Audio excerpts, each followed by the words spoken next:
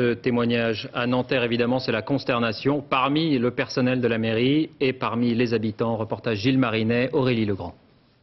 À même le sol, une gerbe de fleurs pour chaque vie perdue lors de la tuerie. C'est à la hâte qu'en début d'après-midi, la salle des congrès, au pied de la mairie, a été transformée en chapelle ardente. Nulle caméra, nul appareil photo ne sont autorisés à troubler le recueillement et l'émotion. Tout est allé si vite, c'est ici que certains commencent à réaliser que des êtres chers ont disparu. Je connais une personne, oui, très près, mais bon. Les mots ne viennent pas, ce sont les visages et les gestes qui parlent. À l'extérieur, ils sont des centaines, amis, habitants de Nanterre. Certains sont aussi venus d'autres communes, comme ces élus de Romainville. Imaginez ce que nous pouvons ressentir au niveau de cette souffrance aujourd'hui que supporte cette municipalité.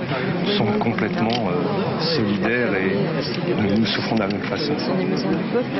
Voilà.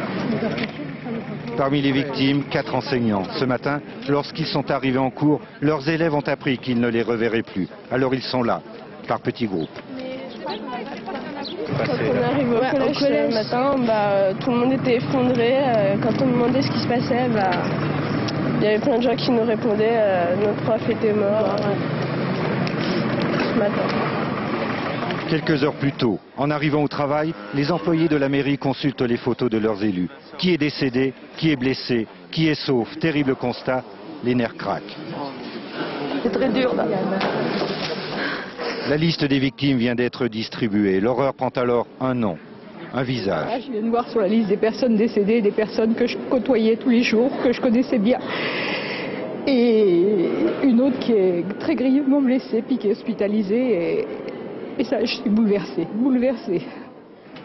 Toute une ville est en deuil, tétanisée.